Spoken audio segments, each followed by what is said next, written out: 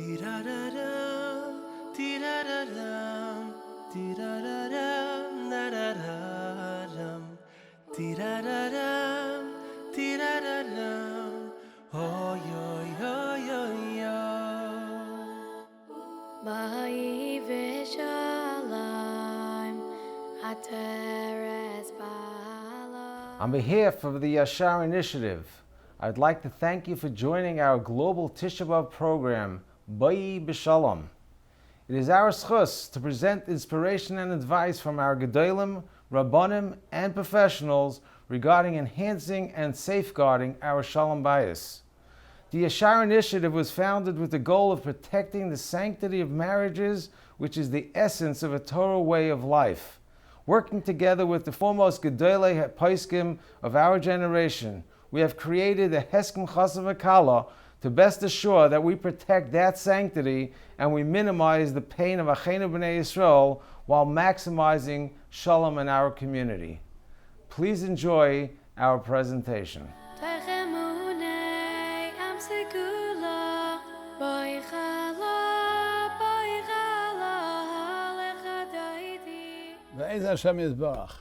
There is no problem with the system of getting by Klal Yisrael.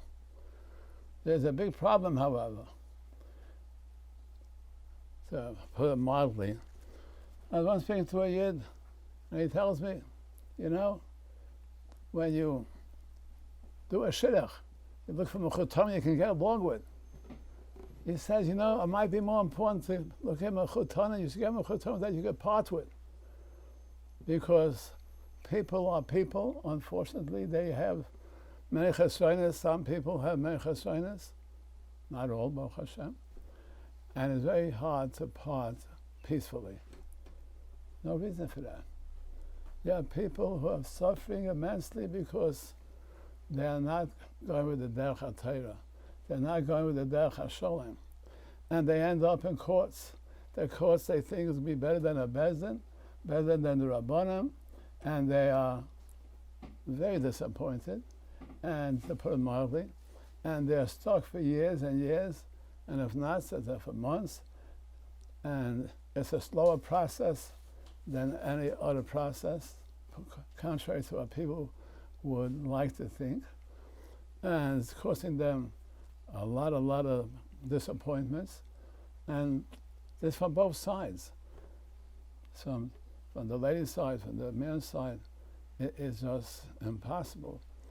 And we're not interested to stop divorces. If there has to be a divorce, there has to be a get, so let it be. But we have to know how to get along with people. We have to know how to part ways with people, but Sholom. Sholom, we daven every single day, 3 times a day, whenever you say Shemona Esrei. And whenever you hear a Kaddish, what's the end of a Kaddish? Sholom. Everyone knows the Mishnah, the very end of Shas.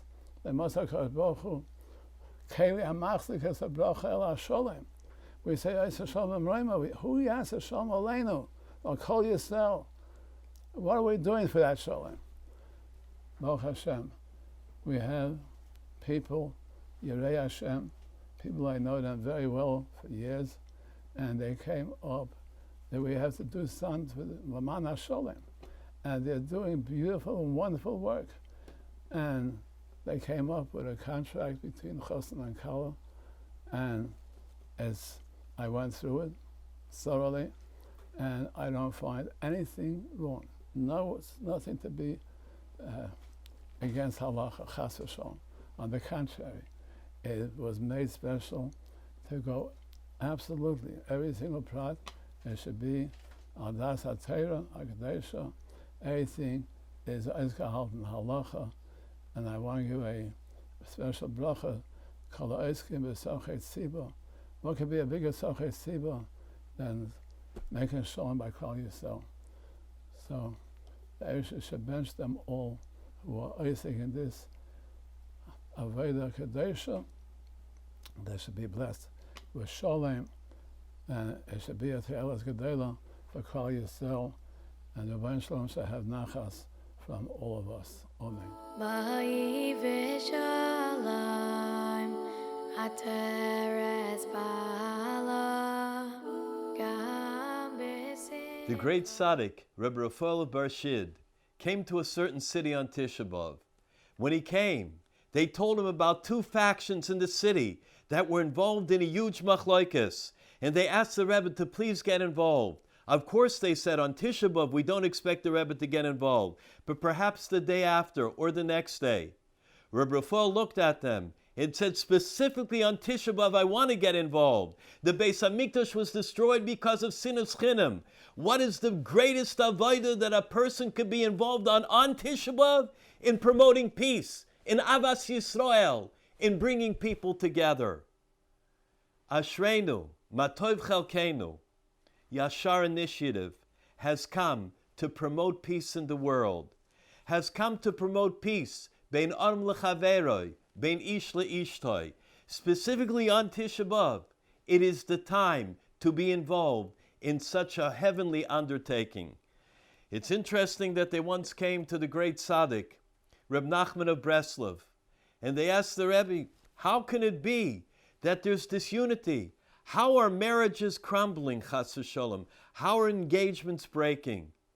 Reb Nachman said, I want you to know that the Baldover works very strong in our world to try to pull marriages apart, good marriages, solid marriages, to try to pull engaged couples apart. And he continued to speak, and he gave over an entire sikha about how important it is that we fight this, that we understand that we got to rise to the challenge and do whatever we can whenever we hear of a little bit of domestic problem, a little bit of Sholom Bayis, that there is somebody that needs a little bit help, a family that needs to come together. The great Rav Pam, Zecher Tzadik Livrocha, the great Rosh Yeshiva, said something so amazing. He said, you know, we say several brachos under the chuppah. Sameach tesamach reim ahuvim. Beloved friends, chosen and kala, beloved friends. Kisamechacha yitzircha began Eden mikedem. As Hashem Yisbarach was besimcha began Eden mikedem. What does Rapam say is the meaning of those brachos?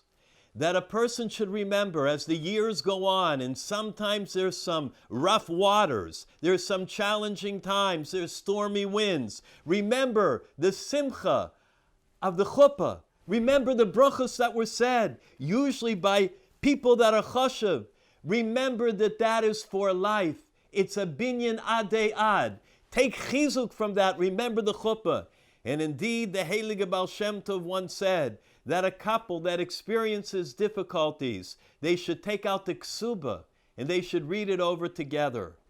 I was called to a place in the United States, and I was asked there to be a scholar in residence. However, before I left this room, I was called by a family that said there's a problem in Sholom Bayis between a couple. And they are holding, unfortunately, by a get, by splitting up. They said, Rav, we all understand that you're going to be here. It's been publicized. Do you think maybe you could find just a few minutes from your time, and we're certainly willing to do whatever it takes to get you, to speak to the couple? I said, definitely. It will be the first order on my agenda. Sholom Bayis is the greatest thing that a person could work on in this world. And so I came to that city, and Friday night, it happened to be that I was scheduled to daven in a certain mokum. However, I wasn't speaking Friday night. So I asked that the couple who I was scheduled to meet with should come Erev Shabbos, and we should have just a session together. We had a session. It was difficult, a lot of hurt, a lot of pain, a lot of justified pain, a lot of unjustified pain. And the husband said, I would like to go together with you to daven. I would like to tell you a little bit more about my side. I said, I'm interested in both sides. I'm not interested in one side. Okay, so I'll tell you both sides. I said, very good. He said, I understand you're to be davening in such and such a shul. I said, yes, but I changed the itinerary. Tonight, I'm davening at the kollel in town, because they called me that they could use a little bit chizuk, and they would like that the Balabatim knew that I came there to daven with them Friday night. He says, I'm not rugel, and the daven in the koilo is a different nusach, and it's not exactly what I'm used to. And I said, I tell you what, I'll be your guide. Sit next to me. Nobody's going to ask any questions. Come with me. And so the Yid came with me. And we sat, and the koilo was big, and it was beautiful. The davening was such a ruchniistic experience. However, a few of the Jungelite came over to ask me a few questions after davening. And the guy, the husband, was a little bit bored. So he began to look around. And you know in the shuls, they have like papers around and all kinds of newsletters. He picks up a newsletter. He starts to read it. He rushes over. Rav, I have to show you something. I said, what is it? He says, take a look. Look underneath at the Mazel Tov. The Mazel Tov was for my chasana. It took place 8 years ago. And look what I read, the first thing on that sheet. I went and I asked the Gabba if I could take the sheet home. The Gabba says, what, did you like a vort from this week? I said, no, it's actually from 7 years ago. The Gabba said, I don't believe it. Every week, we take all the papers and we put them all in Shemus in a completely different building because it got too messy. It is impossible that there should be a paper from 7 years ago. A couple just needs to reach out. They need to try. The family members need to be ehrlich and want to create a shalom. They can't think of alternatives. They can't think of what are our options. But when they try it, Hashem Yisborach realizes and hears their tefillas. Suddenly, a yesh me'ayin, a page from 7 years ago will appear. Every person realizes that when it comes to Sholom Bayis, that what we're interested is not in the wrong, what we're interested is not in who's hurt more, in who said what. We're interested in families coming together. Be mevater. Learn to be mevater. Learn to give in. Sometimes it's painful. Sometimes it's not so easy. I want to prove my point. I want that I should be recognized as I'm the one that's right. Whether I'm right or whether I'm not doesn't really matter. What matters is that there should be a shidduch, that there should be a match, a zivug, that will be adei ad, that will continue, that they can go through life. There are a lot of challenges, especially in our times. Bizmanenu, need I say more than the electronics? Need I say more than all of the devices and the distractions that there are? Need I even talk about that? That alone serves as a deterrent for Sholom Bayis, for the greatness of marriage. Husband on that device, wife on that device, and never the twain shall meet. Well, it is interesting that at every time in this world, no matter how difficult the times were, they always made shidduchim. They never stopped. They always tried to keep marriages going. No matter what the problems were in the entire world, on this day of Tisha B'Av, when we say a special kinna for Chorban Europa, for the terrible tragedy that our people befell when it was in Nazi Germany, in Poland and Hungary, and all the lands that were smut at that time, how terrible it was. So, a very interesting thing happened. There was the great Shlom Rebbe, and he made a shidduch. The Shlom Rebbe said, we're also going to make a chasana. But they said to him, Rebbe, how can you do that? Look at the winds of war. Look what's going to happen. We don't know, Mayula, we don't know what's going to happen today, let alone tomorrow, and you're making shidduchim. The great tzaddik of Slonim said the following, Shoifech dam ha'adam ba'adam, dama yishafech. When blood will spill, it will be difficult times for Klal Yisrael. However, immediately after that pasuk it says, Ve'atem peru oravu. Have children. Get married. And so the Slonim Rebbe made the connection and made the chuppah right before the war. Even shvichas damim, even milchama, a world war, would not prevent a shidduch from being made. I cannot tell you how many times I'm called by a family in distress, a family whose Sholom Bayis has eroded.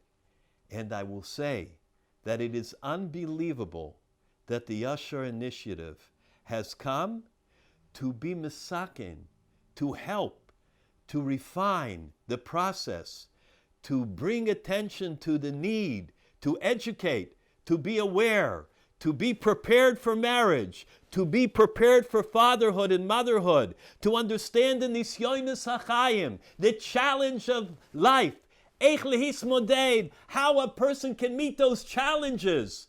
That is the importance of it. I'll never forget, I went with my great Rebbe, Zecher Tzadik Kodesh V'Tor Livracha, Hagoyin Reb Simcha Wasserman, the son of Hagoyin Reb Elchanan. I never forget that I was in Washington, D.C. I was to be Mesader Kiddushin. Wonderful young couple. I did not realize that Hagoyin Reb Simcha was going to be there, Bichvoido V'Atzmoi. And when I saw him come into the hall, I said, Rebbe, I want you to know you're going to be Mesader Kiddushin. Reb Simcha says, no, I believe that you're supposed to be Mesader Kiddushin.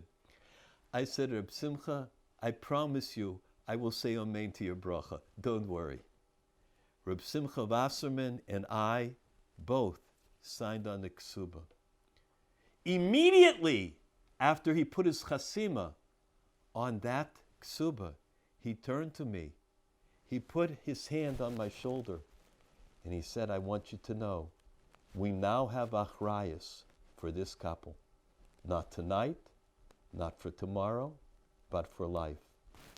Yashar has taken the initiative, has seen the challenges of today, and they are taking achrayus. The future, the tomorrow, the next year, an entire life should be emboldened, should be encouraged, should be supported and inspired. The idea of a chassan and kala signing a heskem is something so beautiful. Its time has come, and it will starken, it will strengthen marriages, it will strengthen Sholom Bayis across the world. So we understand that at any time we are here in order to promote Sholom Bayis, in order to make weddings, to make shidduchim. We don't stop. Maybe things didn't work out. Maybe this shidduch didn't work out so good, but the next one might.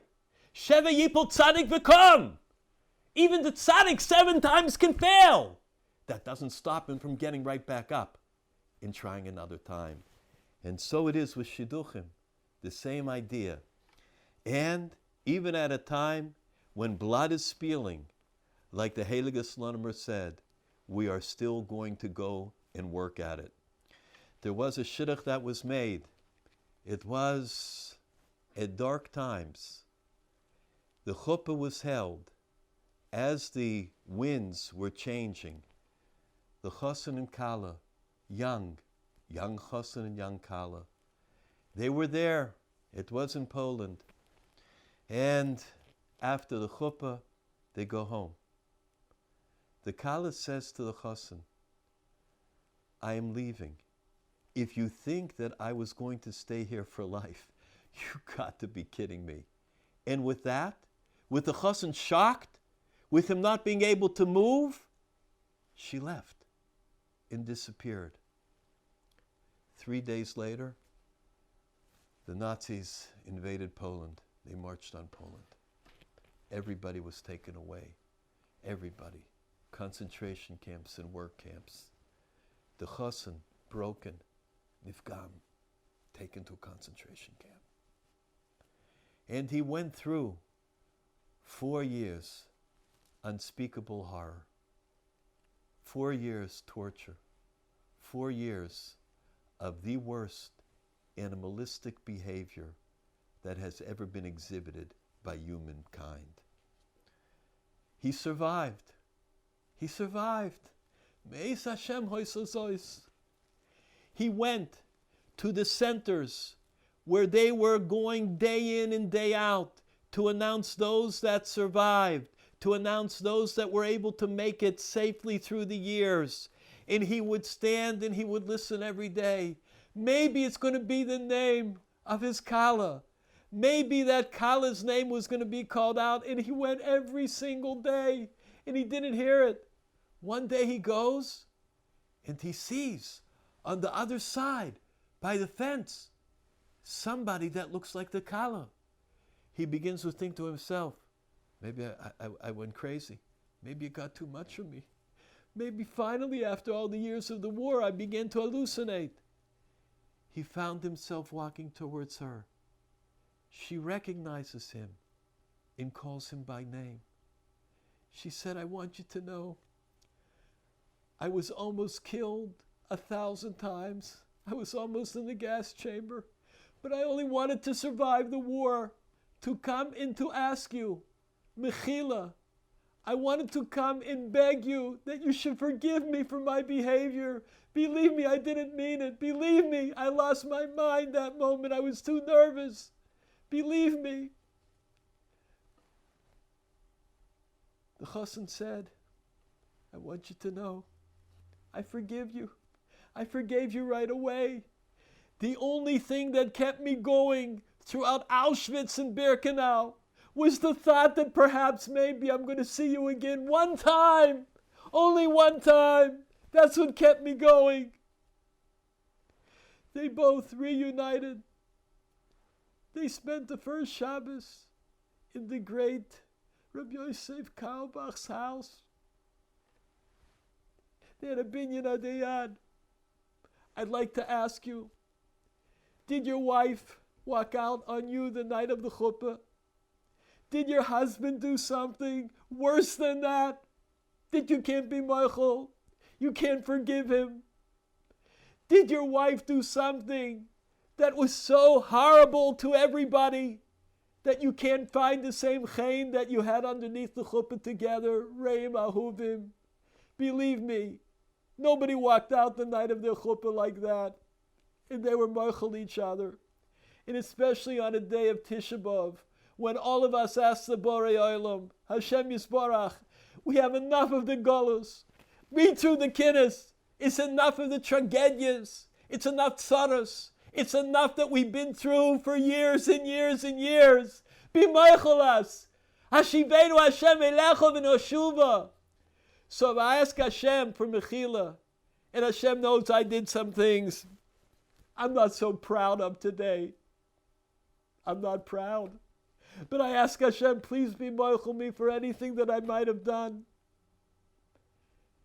How do we expect Hashem should be meichel us if I can't be meichel my wife, my husband, my mama, my tata? Life is here for us to build shalom. That is our entire purpose in this world, to promote peace. Boi B'Sholom v'rodfehu. Boi B'Sholom, Ateres Bala, Gam B'Sim. It's my great schus to participate in this very, very important topic and very important program. I want to thank Yedidi Rabbi Eli Goldbaum for giving his life, belev v'nefesh, to help in the shvera matzavim when it comes to gittin and so on and so forth. Special person who's bringing a very important matter to the attention of Klal Yisrael. May you continue to have atzlachas siyat d'shmaya in all that he does. At the outset, I think it's important to mention there's a parsha of Gerushin in the Torah. There's a parsha of Gerushin in the Torah. And there's times when it has to be applied and done. I know two sets of parents, and let's be a dia, who came to Agoyin Ramesh Zechatzadik V'Kadosh Tovracha to come to him. There was a get going on, talk about a get going on. And Ramesh, it seems, that said the couple should get divorced. And these two sets of grandparents came running to Ramesh and said, "Was geht sein? You can't let it happen." Ramesh's response was, "There's a parsha of get in the Torah." There's a parsha of getting the Torah, and at times it must be applied, must be used. In your case, that's the best thing. Ramesh is saying very simply, if the Torah has it, it's a necessity at times. That doesn't mean the machloikis has to go on. That doesn't mean what goes on so often is that people continue fighting forever. We all know that ultimately, after the get, and arguing and discussing, going back and forth and back and forth and back and forth, it's going to be down to a normal situation of what getting happen. There's a setup, how visitation happens, how it's supposed to happen, what's supposed to go on with the children. The machlekes, which I want to focus on today, that's the worst part. When children see parents fighting, that is absolutely the worst part. I want to tell you a story. Ma'aseh Shehoya. A Besmedrish Baruch a few years came over to me. I was walking home. He says, Rebbe, can I speak with you? He says, I give a lot of time to Yisayim and Almanas. I try to give it that is. And he says to me, he didn't know that I was involved also in organizations that try to help out with vis-a-vis Gittin. But he says to me, why is it, Rebbe, why are you so busy with Yisayim? They have it good, he says to me. These words, they have it good. People are Rahmanis on them. To marry a Yosem is a mitzvah. To marry Yisayim is even a bigger mitzvah. To help people out. The Almanis, everybody has Rahmanis on. Me, I come from divorced home. Do you know what kind of garbage I saw in my life? You know how it affected me? You know what we're going through in our home because of the divorce? Why don't you have Rahmanis on us? You know how hard he was a Bachar then, Baruch Hashem, he's married happily today. He says, you know what goes on with Shidduchim? No one wants to touch us. Why'd you focus on that? He hit me between the eyes. He shook me up. First, I went into defense. I became a little defensive. I said, I said to the boy, I'll call him Chaim. Chaim, you and I take walks all the time, we schmooze all the time, so I think I do give you some time. Then I said, hold on, Bender, what are you being defensive for? The boy is crying out to you. He sees that Tsar is getting ready to go into Shidduchim soon, and he knows how difficult it'll be. I got a phone call today, the day that this is being recorded, from a mother who had to get divorced, no shal about it. How difficult it is for a daughter to do a shidduch. She wanted a divorce a long time ago. She didn't stop to think what's going to happen. Again, remember what I said earlier? There's no shaila, there are times for everything. This was a case that it wasn't necessary. It meant not having the great life you imagine when you're 17 years old, you're looking forward to get married and having mamash ulala, everything will be gevaldig. But going back to this bacher, he's crying out with tsar and pain. There's a child that we brought into the world, the father and mother brought into the world. Does he have to go through this pain and sorrow? Certainly not. Is there a time when a divorce should happen? Yes, an amicable oifen. And an amala oifen. Avad is a time for it. Does that mean the parents have to fight and slug it out? Can't there be a Yashar Initiative settlement? That people have to spend zillions of dollars on lawyers?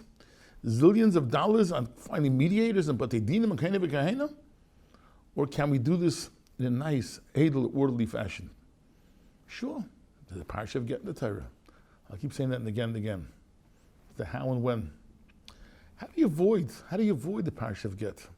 No guarantees in marriage, no guarantees. A person could marry, but to him was the most wonderful girl in the world, or the girl's married the most wonderful boy in the world, and things come out later that no one knew. But generally speaking, I think the Yisrael is trying to find out, is the person a Baal Midas? Is the person a Baalas Midas? I get phone calls all the time, Bachar min Yeshiva, Baruch Hashem, large yeshiva, a lot of boys in Shidduchim. I try to answer immediately. I think nothing more important. Giving an answer, because people could lose a Shidduch.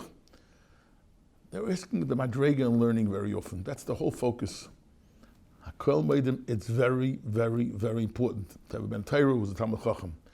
But there's nothing more important than finding out the background of the home vis-a-vis Midas. How are the Midas in the Shtub? If the Midas in the Shtub are good, and this child was brought up in a house where they saw wonderful Midas, you're 90% of the way there. Is she or he a Baal Midas or a Baalas Midas? Are they people, when the going gets rough, they'll still be nice? Is there yelling? Is there screaming? Is there anger? Is there pachad? Is there fear? I'm not even talking about hitting and so on. Do you have to hit your children? I don't think so. Maybe that's a brave thing to say. Is chinuch worse today when people don't hit today they used to hit? My mother, Sholom, I want you to know, raised us. She never, ever gave us a patch. Ever. She would say, Yankel, she said it very often to me, Yankel, I'm disappointed in you. I'm disappointed in you. Woo! When she said that to me, gave me a clap. Can't we do that in our own homes?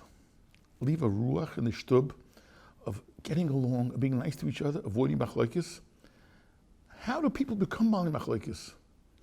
I know two Jews, both not here anymore, two Jews, survivors, brothers from one father, one mother. Except their parents and their uncles and their aunts and everything were killed. These two boys were saved somehow. They came out of the Churban with no mishpacha. Zero. Nothing. Two of the boys, I knew, sons of these two gentlemen. Very close friends. I knew them from wherever they were. At the chassan of one of them, I was there as a friend of one of the bachrim, the children of these two people who were brothers and survivors of the war. And I said, hold on, where's the cousin? I said to one of the bachrim there, one of my other friends, who were part of this chabura, chavraya. You didn't know, he said to me, had I known there's a child that will elicit lashon hara, I wouldn't have asked the question. You didn't know that the fathers had a tremendous fight, and they don't talk to each other, they don't go to each other's simchas? I said, what? This was the 1970s. I said, this is survivors? Two survivors stopped talking to each other? Yeah, a fight over an Arishkeit. They don't talk to each other. You know what I found out? They didn't talk to each other for 37 years. Until one was nifta.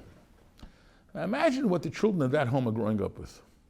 Seeing their fathers having such machlokes. Imagine what they're seeing. You know what they're seeing? They're seeing what we don't want them to see. We want them to see Sholom B'Shalva. It's possible. Why are there so many more getting today? There are more getting today. And years ago, summer, we avoided it. You know what it was, I think? We knew some homes, when we were bachrim growing up, we knew some homes that the Sholom Bayis wasn't great. Behind closed doors. Behind closed doors. The father, whatever they did to each other, maybe they threw vases at each other. Whatever they did, they killed each other. But the children didn't see it. We only found out later on, sometimes, because it had to be a get or something. Everything's public today. Everything's public. Rahman al-Islam, what's going on with the social media, which is also a terrible thing. There never was in the history of Klal Yisrael or the world a greater, worse, rather I should say, machshir for lashon hara than these social media zachen. Worse than anything. Someone has a fight, when a machlokes, boom, the whole world knows about it. I say when somebody sneezes in Eretz Yisrael, we say gesundheit over here. And people know about it right away. That's machlokes. Our homes have to be pure for machlokes. The two people, brothers, survivors, well, that's all they do with each other. Look what Rashi says. Rashi, you can't see it with like Pasha the Rashi. Two major events happened in Parshas Noach. The Mabul and Der HaFlaga. The Mabul was destroyed.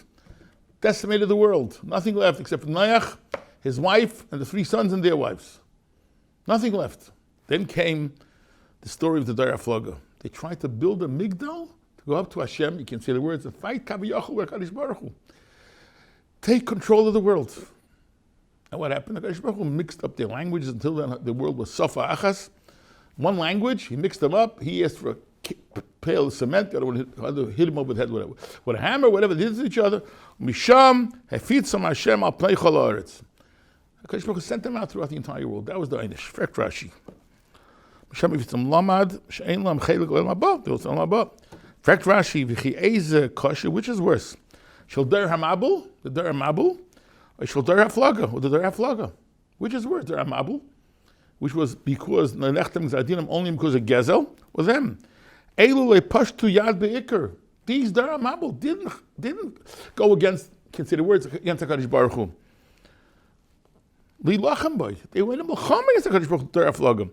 Elu Pashtu Yad Be'ikr, Lilachem Boi. And these people, Der HaFlaga, made them these people, the Der HaMabul, they stole, they got it from each other, they were nice to each other. Ve'elu nishtafu, Der HaMabul was completely flooded over. Ve'elu, Der HaFlaga, they didn't leave the world. So Rashi Yelish Der HaMabul, you guys learn him. They were thieves. They had machlokes. That's why they were destroyed. These people don't have to fight HaKadosh Baruch Hu. Melchama against Kaviyachal. Melchama. And the Chayr, they should be destroyed. But they were nice to each other. Shenemar Safa Achas, they were one Safa, one language. Udarim Achadim. Lamadata, Medrash, Shesani Machlokes, Gedolim Sholom. Machlokes is despised by HaKadosh Baruch Hu. Not getting along. Despised. Gedolim Sholom. So there's a couple that can't stay married. Fine. Not fine, but fine. So you get divorced, and then the husband holds out a get. That the way it should be? Or the wife refuses to take a get? Whatever goes on. Again, I'm not taking sides over here. Is that what we want? And our children have to see all this? Do we rob the other side of visitation? Do we alienate the children? I know of cases where one parent has a koyach through money, through other bribery, whatever it is, to alienate the children. Is that what we want? Or we want our children to grow up healthy? Or not like that Bachar Chaim who came to the Tainus, that I'm living in a Gehenna every day, he says to me. No? What do we want from our children? Was will wir von unseren Kindern? What do we want? We are destroying those children. They could be amicable get and a nice get and learn how to live with each other.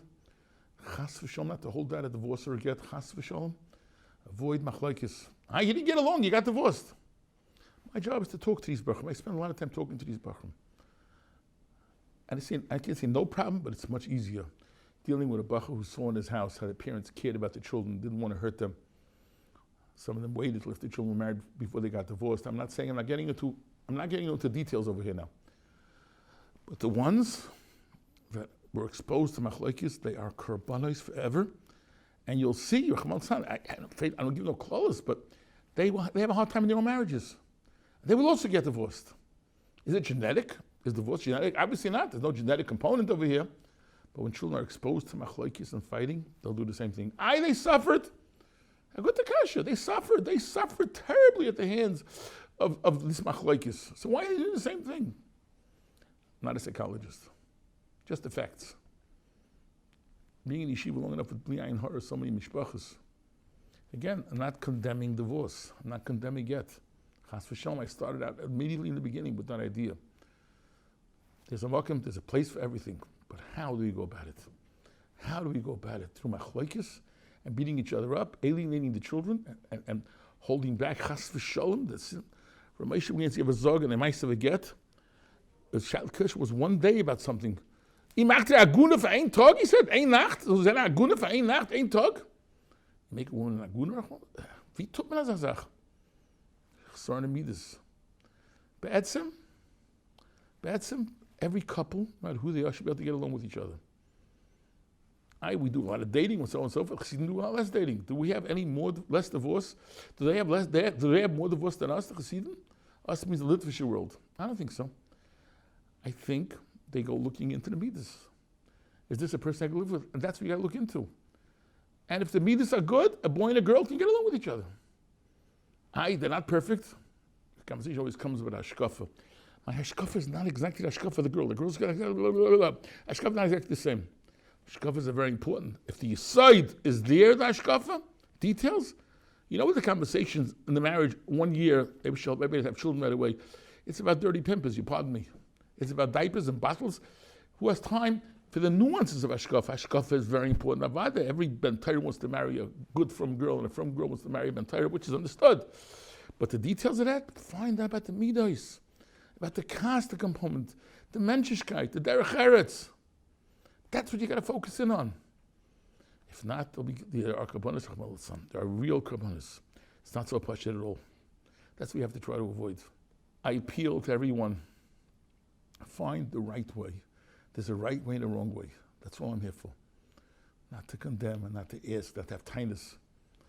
The Aaron Leib was visited by a bacher to give him advice on chinuch. 2 stories with this I finish. Rabbi Aaron Leib, the bacher, he says to the bacher, I have 3 pieces of advice for you. Be mevater, 1. Number 2, be mevater.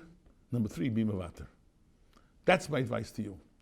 A young man told me he went into Yitzchak Shiner when he's ready to send his first child to yeshiva, or something before that. And I'd like to have some advice that going to Yitzchak Shiner is excited because the Kamenetz or yeshiva. Can you give me a piece of advice on chinuch? Yitzchak Shiner answered him. I heard this straight from the person. You know what he answered? Are you nice to your wife? Are you nice to your wife? That's my answer on chinuch. May you all be gebenched. May we not have to come on to any of these things and learn how to be nice and care about each other. Thank you, Kol Tov. Living in Sholom. There's no mitzvah or need more than Sholom. And if there is difficulty between a husband and a wife, the first thing is to go to a hove. And the hove will try to make up sure Jehovah's Gesiasen Dishmaya. But I feel that they've decided finally there's absolutely no chance. You should only go to Bezdin, not to court. Court is a big avera by Am Yisrael. And then Hashem Yisrael will certainly help them. Because of my health, at the present moment I'm not able to mix in shilas. But one thing I want to make quite clear, Gated HaKodesh is one of the most Yisurim which there is. Therefore, every effort must be made that they should not go to our course, and they must appreciate that it's a great avera. And the effort to stop going to the course should be welcomed and helped by the community in America. Boi B'Sholom, Ateres Bala, Gam Rabbonim, I'd like to say a few words on behalf of the Yashar Initiative, Heskim Chosim V'Kala. Now, throughout the years, there have been quite a number of organizations that have sought to find various solutions when, unfortunately, when we have situations where, unfortunately, the marriages don't work out. And of course, the simple situation at that time would be, when there's no eitzah, the Torah Kedosha gave the opportunity, there's something which is called a get, and to give a divorce. But nevertheless, we have situations where husbands are ruthless, and the marriages, unfortunately, when it comes to the situation, you have the two sides, which each one tries to get the upper hand, and there's a lot of differences between them that are very difficult to be resolved simply because no one wants to be mevater. Each one makes certain demands which the other side is not capable or wanting to have to go along with it. As a result, divorces are being held up for a very long time, years, matter of fact, and to the detriment of the tsar and the pain when there's children involved, even with no children involved. But both mishpachas, you have in-laws, you have parents and grandparents and so on. The entire mishpacha, by the way, suffers when you have the situation of difficult gittin, and where marriages which should have easily have been able to be solved, at least in a menschliche way, in a normal way. And these situations have, as a result, produced, which we say necessity is the father of invention, that we had many different organizations that tried to come up with solutions, and they call them prenuptial agreements. Now, when you're dealing with this type of situation throughout the years, we have had many, of course, Gedolim, Yisrael, and different poskim, different opinions, and many oppose a lot of the various ideas that were given in terms of agreements and contracts. The basic problem in most cases was why they opposed what was called the prenup agreement is the fact is because in order to facilitate and in a certain sense to get the husband to agree to expedite the divorce and the get as soon as possible was to have in the agreement that the husband commits himself, which is to pay a certain penalty if an event comes that they can no longer be living together, and yet for no real reason that is acceptable by a bezdin to hold up a get. So therefore he commits himself to pay a certain amount of money, which is a knas, for every day that he delays, or for every week that he delays from giving the get. Now that issue, this nakuda, of imposing a penalty upon the Baal, if he does not expedite the get, was something which is frowned upon by many poskim. And the basic halacha is just not to be marich. It's clearly interesting that it's already raised in the Ramah, in Simet Kuf Lamed Daled, and Ebenezer Sif Daled. The Ramah says the following: the chol shekibel olatzmei knas im lo yagarsheno. In the event of a husband is makabel upon himself, even at the time it was willingly, but the fact is he's makabel upon himself a knas, a penalty if he does not give a divorce. Yesh Oimrim, says the Ramah, there's an opinion that the choshev get ma'us is considered to be a forced get. When the basic halacha is by gittin is that a get cannot be forced, cannot be imposed against the will of the husband, has to be given l'ritzoynoi. And if the husband happens to be in a situation where halacha recognizes that this is a get musa, that this is a forced get, then the get would be possible. The Ramah says that imposing a penalty upon the Baal, even though he accepts it in the beginning, but the fact is that he knows that he'll have to pay a knas if he does not give a get. Interesting, the Ramah says, yesh oimrim, that in fact that this is called a get musa, but not everybody's aware, the Ramah is not so much against it. The Ramah's lashon is v'toiv lochush l'divreim l'ketchila. That's the lashon of the Ramah, which means it's a good idea to be choshish for this opinion, that it might be a get mu'usa. Ramah says l'ketchila, And what's important to add, so maybe you may have a situation, well, the Moshe says, V'toiv lochish l'ketchila, so maybe b'di'evet al kol panim, that's such a gefährliche thing. So of course, we'll be able to expedite the get, and Ramah only says, V'toiv lochish l'ketchila. It's a good thing. Well, okay, but it's mashma that way, but it's not something that's really me'akiv. So it's important to know that for us in halach, it's not acceptable. Why? Because Pesach Tshuva clearly there, Sivkot and Yud, brings down the Mishkan is Yankiv, because Yankov writes in Even Ezer, Siman Lamed Ches, as a matter of fact, he wonders against the opinion of the Ramah, and he says clearly it's not a Yeshomrim. Mishkan is Yankiv has brought down the Pesach Tshuva, says the aim is a machlekes, Avekul al memoidim, Ledivri Shal is a Tshuvis Harashbo. They all agree to the Rashba, Shehevia Bes Yosef, who post Afila B'Di'evet. So Mamela, according to the Pesach Tshuva, who points down, B'Shem the Mishkan is Yankiv, that we have to be choishish for the Chuvas HaRashba, and therefore the Pasal even B'Di'evet. The truth is, the Rashba, and interesting, the Ramah brings down the Rashba, but the Ramah Lamais doesn't paskin fully like the Rashba. It says only Toiv Lochish L'Ketchila. But if you look in the Rashba himself, the Rashba Lamais Pasal B'Di'evet, and that's where the Pesach Tshuva brings down the Mishkas Yankiv, that we should be choishish to the full halach of the Rashba, to Pasal B'Di'evet. However, the Rashba in fact talks about where someone imposed upon himself a knas, Yim Lo Yigasheno. In such a situation, that's where the Rashba talks about that a knas, impose a knas, to force a baal to give a get, that would be considered to be a get ma'usa. However, according to the new Heskim of Chosin V'Kala, it's not clearly the imposition where the baal is makabel himself is not anything which is called b'teres knas, but rather this is called mezonis, it's called support, various halachas of support, where the husband clearly is makabel himself to do. And when you're dealing with the union of support, which that is actually a chiv. There's a chiv, as a matter of fact, that a husband calls man that they're not divorced. They're not divorced, that the husband has a chiv, mikra adin has a loche to give mezoyin. So it's not a knas. That if it's not give a divorce, then you're going to be chai because you didn't give a divorce. It's not because you didn't give a divorce. It's poshut. Calls when they're married, there's a loche, general loche, that there is a chiv of mezoyinis. Now, even though the kavana of this heskim is in order, chaz v'sholom called tzarish letovoi, in order to sort of encourage the husband to give a get to avoid payment, that might be the kavana. But being that the etzem chiyuv is not a chiyuv of penalty, the etzem chiyuv mezonis is a justified chiyuv. So being that the etzem chiyuv mezonis is a justified chiyuv, Mel in such a situation, we do not have this basic problem. That was really one of the main problems of being considered to be a get ma'usa. So therefore, interesting. The Ramah, you realize this is much better. Because the Ramah, even in a case of an actual kanas, even there the Ramah is mekel. So here, Akal Padam good, Mishkanois we should not rely on that. But here we're not talking about a kanas at all. We're talking about basic chiyuvim that a Baal has anyway. And here in writing, he commits himself just ahead of time to fulfill and to carry that out. Well, this is not a shaila of a get musa. I just want to mention here, I have here a very interesting few words of the Igros Moshe. It's Kedai to point it out. Ramoshe writes it clearly in Igros Moshe, Chelik Dalet, Even Ezer, Simen Kuvav, and listen to the Lashon of Ramoshe.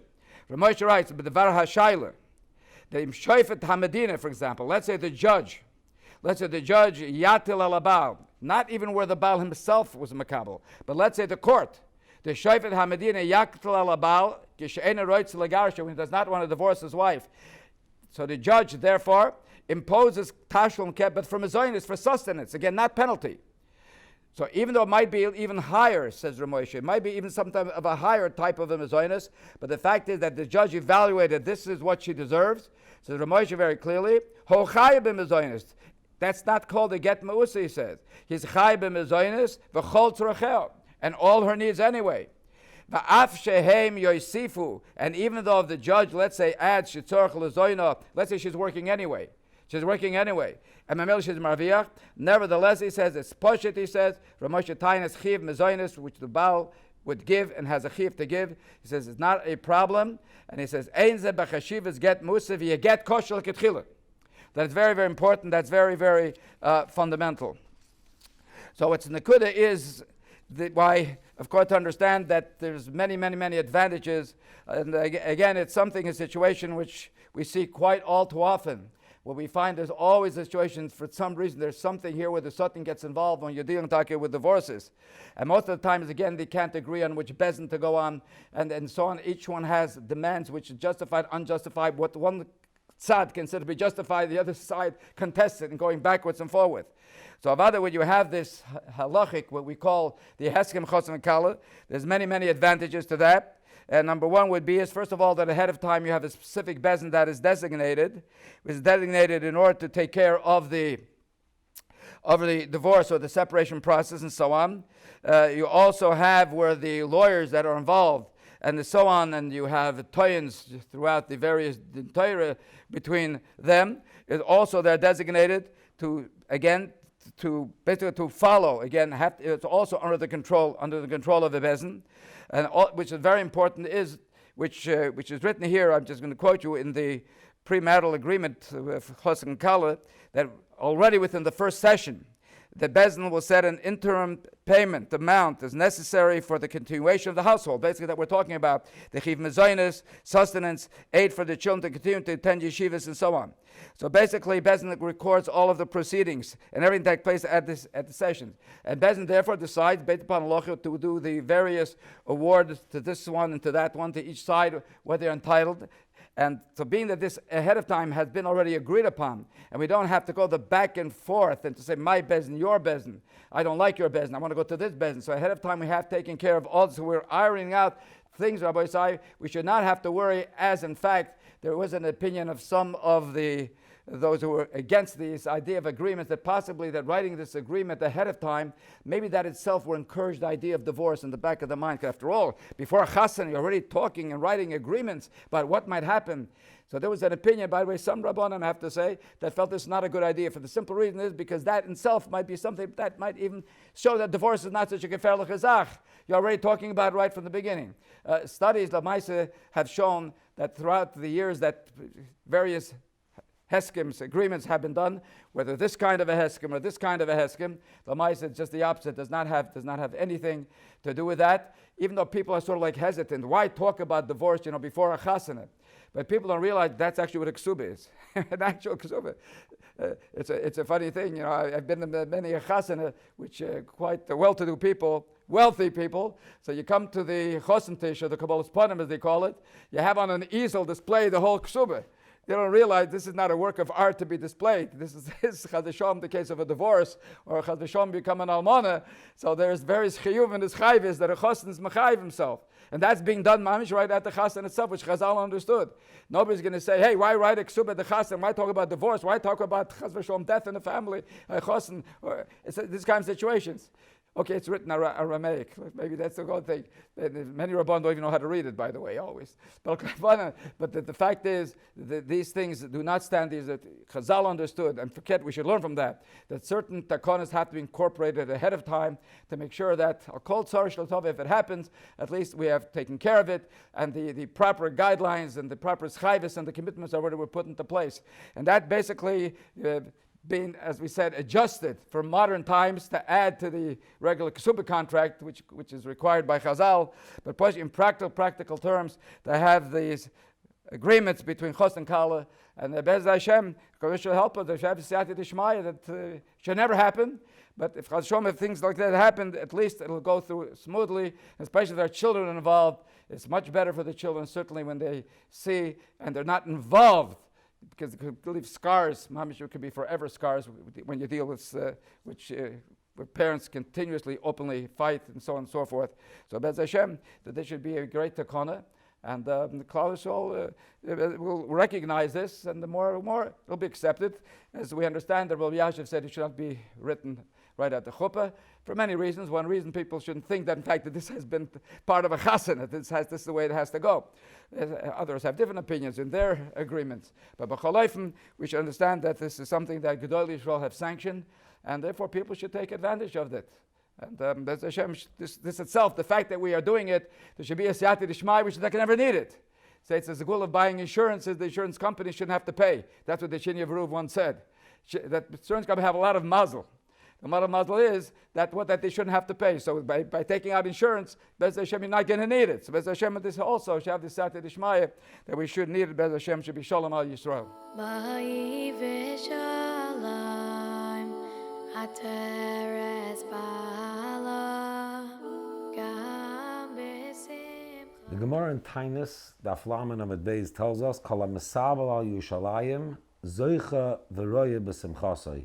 If one is mesabel, he mourns over the Churban Abayis, he's zoicha to see, to rejoice in the rebuilding of Yerushalayim. U'she'ena mesabel al Yerushalayim, if you're not mesabel al Yerushalayim, then einoi roya b'simchasa. If somebody doesn't mourn over the Beis HaMikdash, he's not mesabel on Yerushalayim, he cannot be part of the simcha, he can't rejoice in the rebuilding of the Beis HaMikdash. To understand the emotion that Klal Yisrael went through right after the Churban Abayis, if you look in the Gemara in Baba Basra, Daf Samach Amud Beis, the Gemara tells us that Klal Yisrael wanted to stop all enjoyment. They wanted to stop eating meat. They wanted to stop drinking wine. And they explained to Rabbi Yeshua, how are we supposed to enjoy this world? How are we supposed to enjoy the meat that was supposed to be brought for karbanos? How are we supposed to drink wine that was used to be menaseach the Beis HaMikdash? And Rabbi Yeshua explained to them that we're going to have to move on and we're going to have to live. But the emotion was so high, it's very hard for us, so many generations later, to relate to what it means to be misabel on something that we never really was zeicha to understand. We never understood the true simcha of the Beis HaMikdash betfartai. Like we say in the Avodah on Yom HaKippurim, Ashrei ayin rasa. Praised is the eye that was zeicha to see ulashmiya oizen dava nafshenu. We want to at least hear something, to have some shaykhis to relate to what it was. Chazal always give us things that we can relate to, things that are in our lives, that have some me'ain, a drop of understanding, and gives us some feeling to understand and relate to what was in a bigger picture. Chazal tell us, Kol ha-mesameach chasan v'kala, if you rejoice and you bring simcha to the chasan and kala, it's ki'ilu boina achas mechorves Yerushalayim. It's as if I rebuilt one of the structures that were destroyed by the Churban. And Nebuch, the pain, the unbelievable Churban that parents sometimes witness when they see their children who aren't zeicha to have Sholom Bayis, and the Churban that they watch come out of the marriage. Somehow, a little bit, that gives us an understanding of what Churban Beis HaMikdash was. And the unbelievable nachas, the satisfaction that we as parents could have if we watch a beautiful Bayis Neman, we watch the building of Sholom Bayis by children, a little bit, just a drop, can give us a feel that we can relate to on some level of Churban Abayis and the rebuilding of a Beis HaMikdash. It's directly connected. The Torah HaKadosh in Parashas Truma tells us, Va'asali Mikdash v'shachanti b'seicham. Build for me a Beis HaMikdash, and HaKadosh Baruch Hu will dwell amongst us, will dwell b'seich kol echad ve'echad. The Gemara in Sotah Daf Yud Zayin tells us, Darash Rabbi Akiva, ish ve'isha shazacha shchina beinehem. When a husband and wife are zeicha and they have Sholom Bayis, the Shechina dwells in their house, the Shechina dwells within them. It's well known, the story, Shlomo Zalman Zecher Tzaddik Levracha was standing at the door of his house and he was fixing himself up. And when he was asked, he explained that he's zeicha to have Sholom Bayis, which means the Shechina is in his house, which means he's walking into the Shechina, so he prepared himself the way he would prepare himself to walk into the Beis HaMikdash. Rashi explains that the Eibishter was Mechalak Shmoi. He took his name and he put the Yud into the Ish, and the hay into the isha. And if they're zoicha, they have Sholom Bayis, they have the Shechina Shruya in their house. However, chas v'sholom loy zacha, eish oichlasam. If they're not zoicha, the Eibishter takes his name, he's Mesalek Shmoi, takes the yud out of the ish, and the hay out of the isha, and they're left with eish and eish, similar to what happened to the Beis HaMikdash. I heard once that in 1901, the divorce rate was 6%. In 1999, it rose to 67%. And the question was asked, if we know HaKadosh Baruch Hu is mezaveg zivugim, abam yom kodim yitzias havlad baskel yoytza bas ploini leploini, how is it possible that divorce rate should jump so significantly?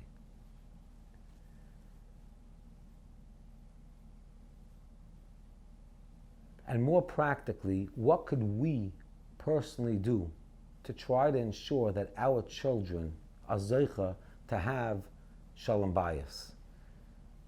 So there's a very famous Yesod from Schwab Zecher Tzadik Levracha, when he talks about the story in Shoftim Perik Yud Gimel, when Manoach and his wife weren't zeicha to have children.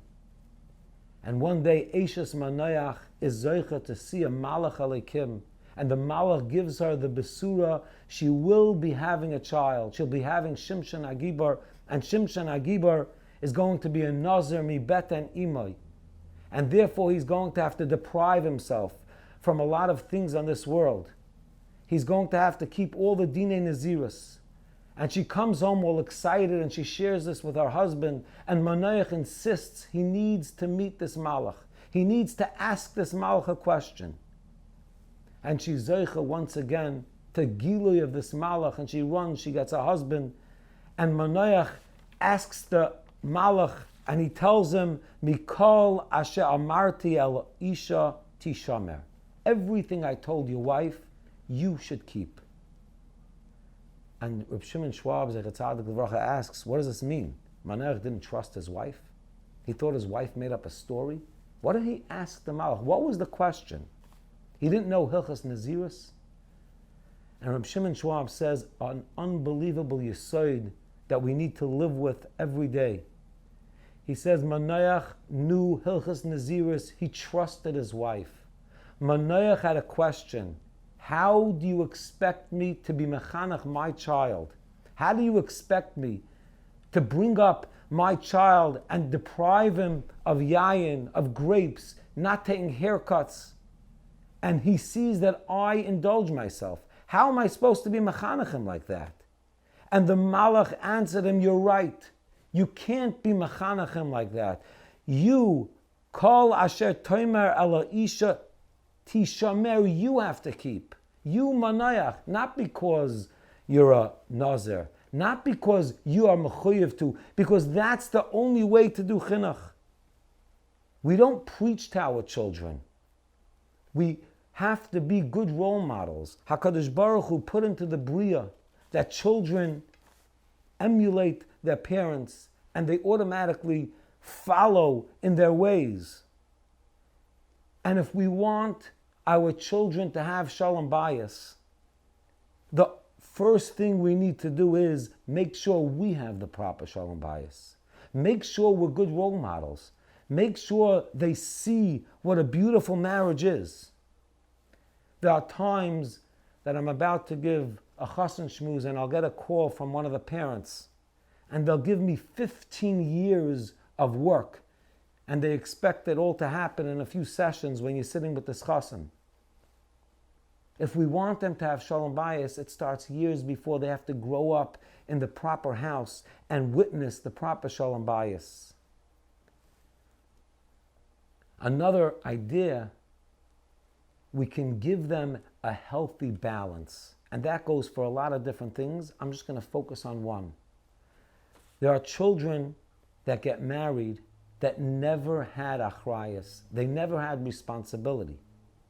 And then all of a sudden they're thrown into marriage and they have all the responsibility at once falling on them. and they collapse under the weight.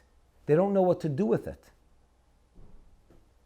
And then on the opposite end of the spectrum, you have children that come into marriage and they had so much responsibility that they're burnt out. They can't handle.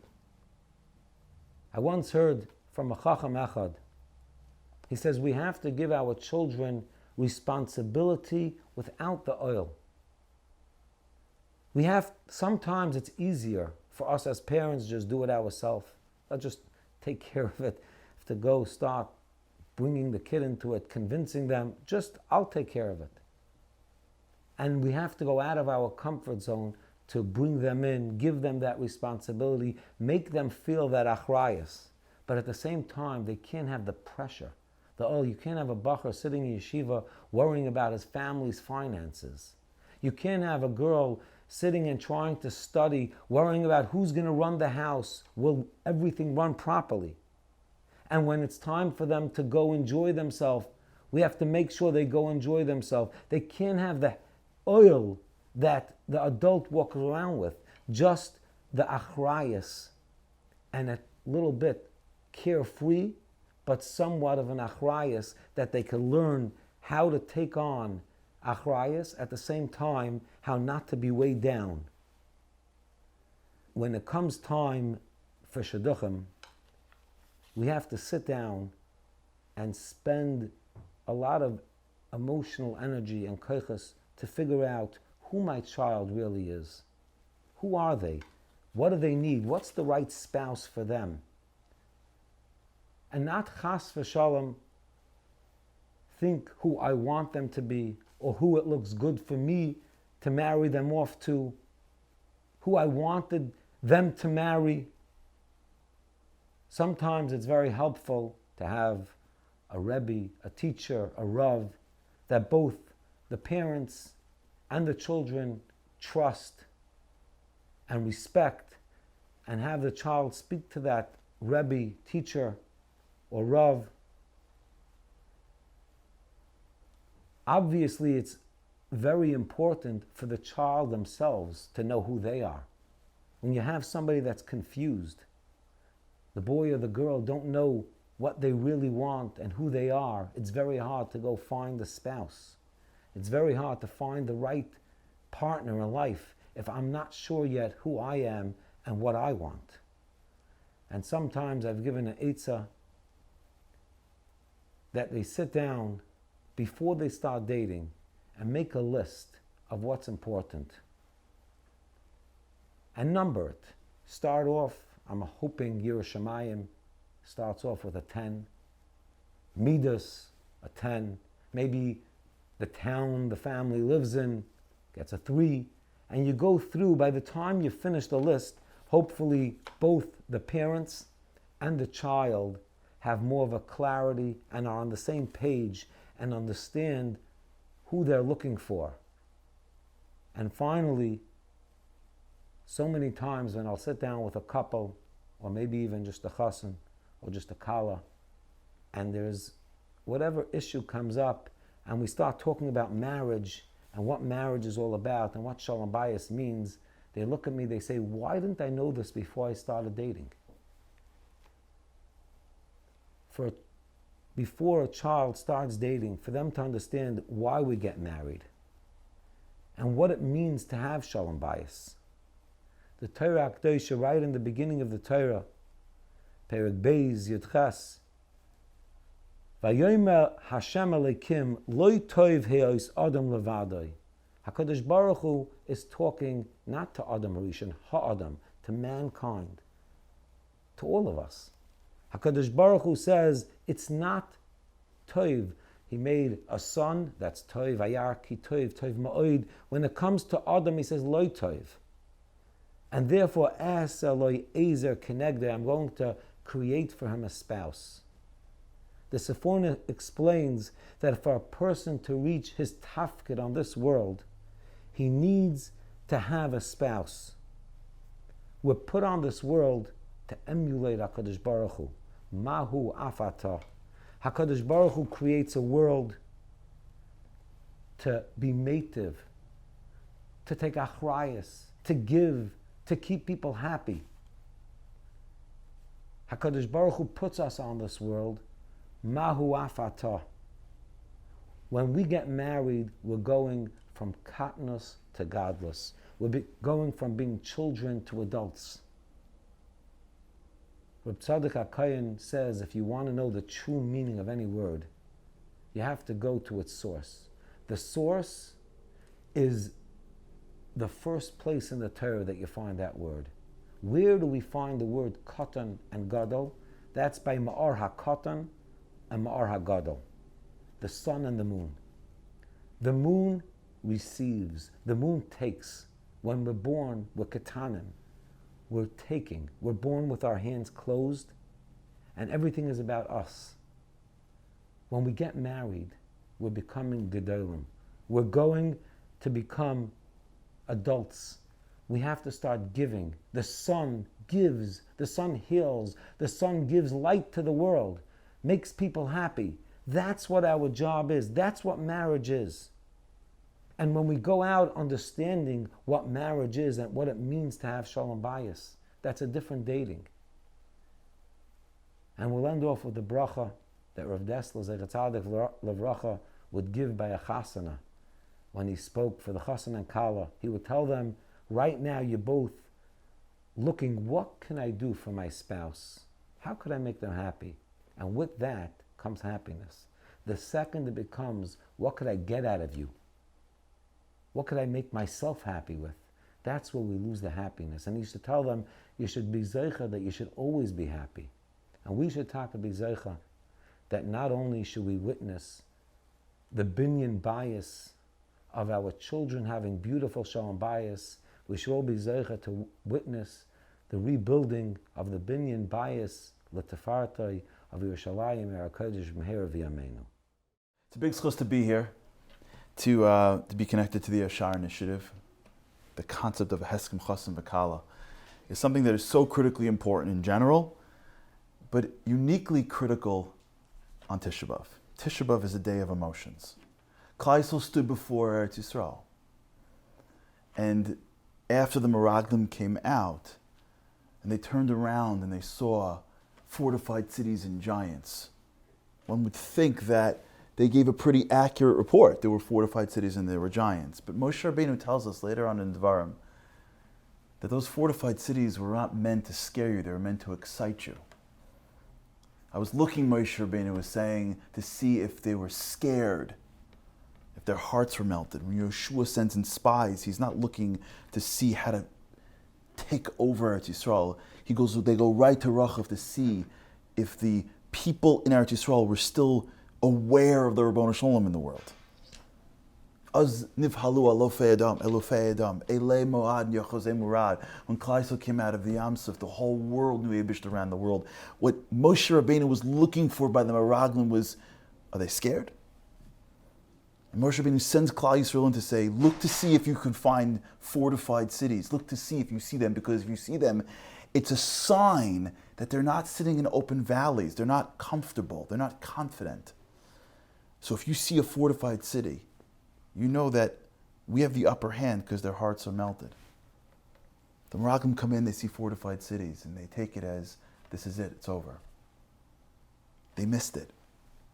How'd they miss it? So Moshe Rabbeinu says later on, B'sinas Hashem, they said, Hotzi anu mi eretz Mitzrayim. That the Kodesh Baruch Hu took us out, B'sinas Hashem, L'seis osanu miyad he'emori lahashmidenu. Klal Yisrael says the Kodesh Baruch Hu hates us. Emotion. You know, there's a tremendous sforno that says, why does the Kodesh Baruch Hu hate them for, they think? Amasha avadnu avodah zara b'Mitzrayim. Can you imagine? Klal Yisrael sees the sign that Moshe tells them to see, but instead of interpreting him latova, they interpret it l'ra. Why? Because emotionally, they felt that God hated them because they used to serve idols in Mitzrayim. They felt like they weren't enough.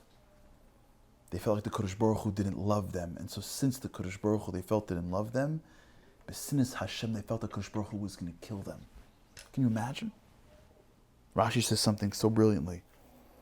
Rashi says, V'hu haya ohev eschem. Kodesh Baruch Hu loved them. But atem sonim osa. Moshe says, you hated Hashem.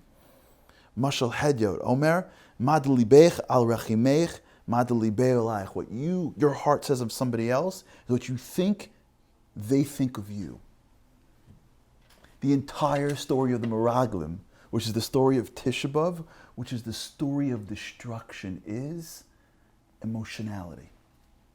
They felt like they weren't enough in Hashem's eyes because they served Avodah Zarah in Mitzrayim, and because they felt like they weren't enough, they assumed the Kodesh Baruch Hu hated them, and so they felt that way against Hashem. So when they walk into Eretz Yisrael and they see a fortified city, which Moshe Rabbeinu is thinking, awesome, fortified cities, they're all scared behind walls.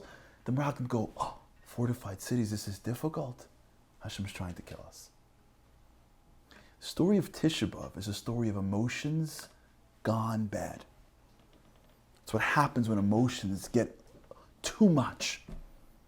The story of destruction that takes place on the night of Tisha B'Av is the story of good people that let the imagination go wild, that let their insecurities go wild, that let the feeling of being not enough, let the cracks in a relationship, as the Kodesh Baruch Hu takes Klal Yisrael out of Mitzrayim and proposes to them and marries them by Har Sinai, but the cracks that were there beforehand, the insecurities, later on in life as they hit a big challenge and as they hit their first major issue of a new land, goes wild. Assumptions, blow-ups. Let's run back to Egypt. Moshe Rabbeinu saying, how'd you not see what I saw? Klal Yisrael saying, he's trying to kill me. All emotionality. You remember when I started my job as a lawyer, I'll never forget, it was my first year at the firm. I was working for a firm in Midtown. I graduated law school in 2002.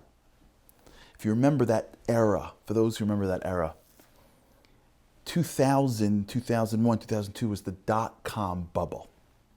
Back then, the internet was just starting. Companies were coming up with ideas, basically buying URLs, and then saying, listen, if I can get 2 people to my website, if you give me $1 million, I'll get 1 million people to my website, and everyone was going crazy and throwing money at companies.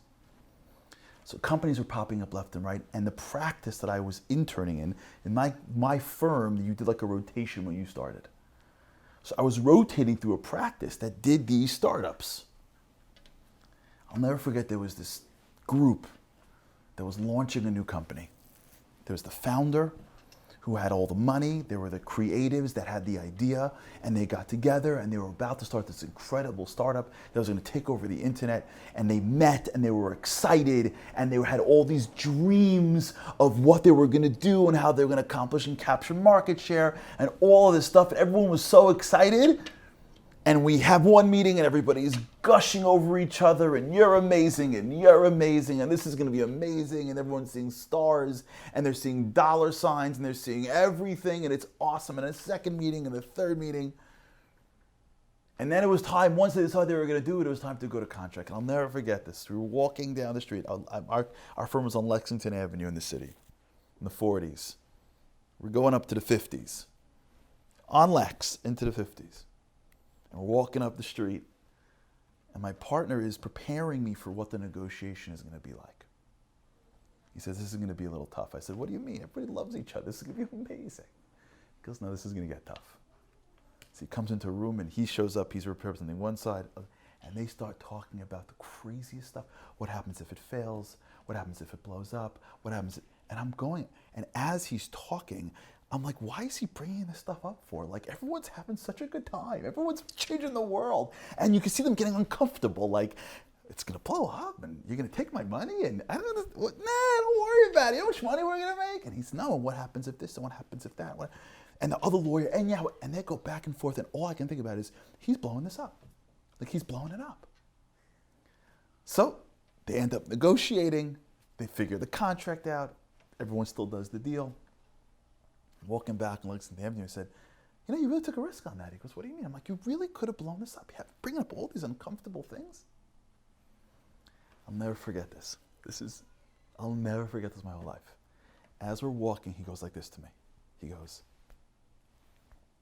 he puts his hand on his forehead and on the back of his head. I'm like, is that some kind of like sign? I'm like, I didn't get that in law school. What? He goes like this. He goes like this and like this. I'm like, yeah, I don't, do I salute you now? Like, I don't know. I don't have that code. I wasn't part of that club. This is what he says to me. He goes, here is what's called the prefrontal cortex. This is the part of the brain that thinks rationally. Here is where we have what's called the amygdala. This is the part of the brain that reacts to what's called fight or flight. It's when we think emotionally. When you feel threatened, this shuts down and you act emotionally. You do things you would never do. You say things you would never say. You act in ways that you would never act because the part of your brain that feels threatened triggers a reaction that is not rational. It's not personal to a person, it's how we're built. Because before the deal starts, everyone's happy and everyone's thinking with their prefrontal cortex, rationally. My job is to make sure that they know that the relationship, it should always be wonderful. It's governed by rational thinking. That's when you make decisions. That's when you figure things out. That's when you plan. It should go great.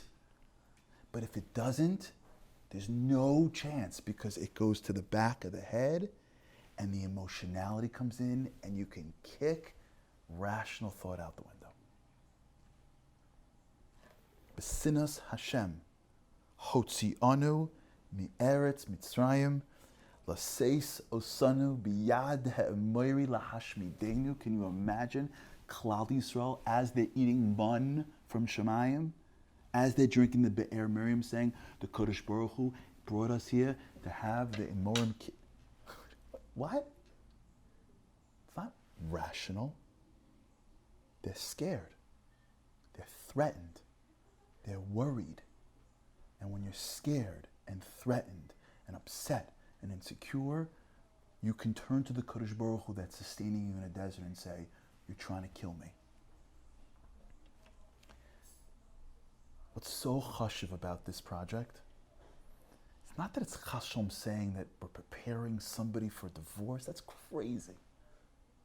It's saying, listen, it should go great. Statistically, some won't. That's why the Abish to put the concept of gittin. He says it all should go great. Everyone should be able to buy Shnam B'Yisrael. Statistically, not everyone makes it. However, here's the risk.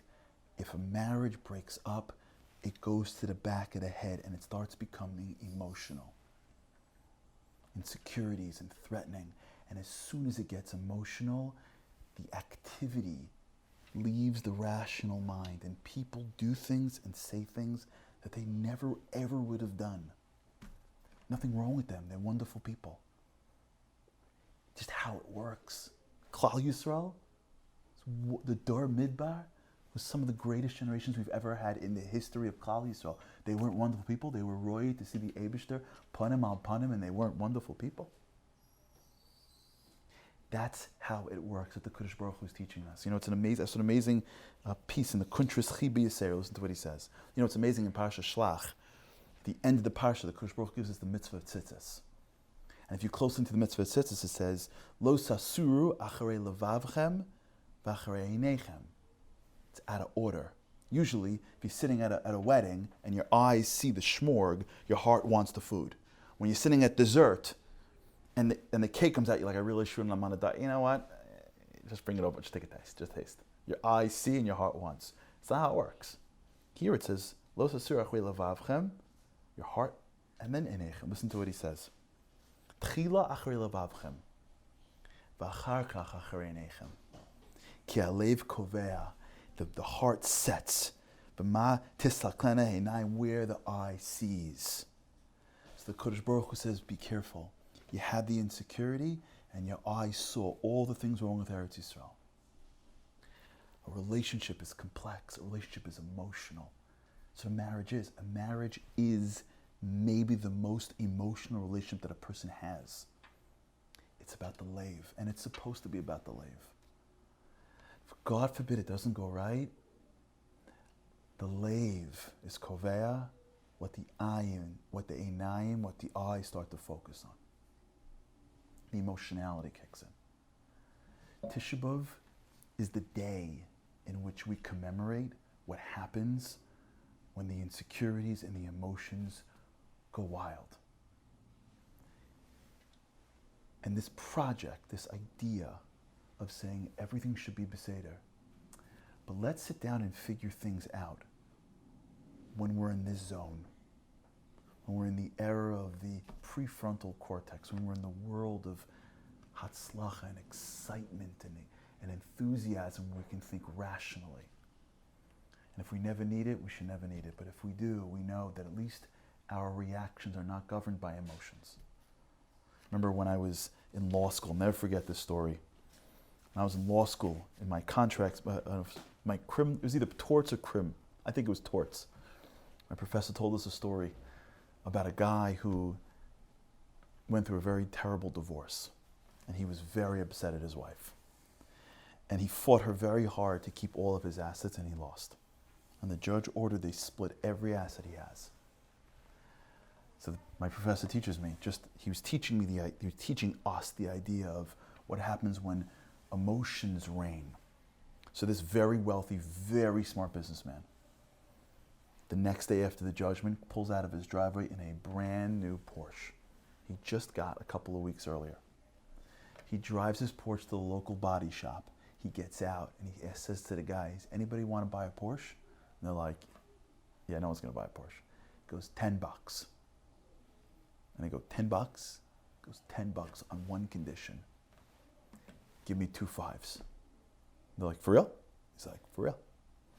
Hand him 2 5s, $10. Walks over to his wife's house, knocks on the door, and he goes, you know the Porsche that you just got? He goes, here's your half. And she goes, yeah, but you had that half too. He goes, I don't mind losing as long as you lose too. Emotionalities run wild.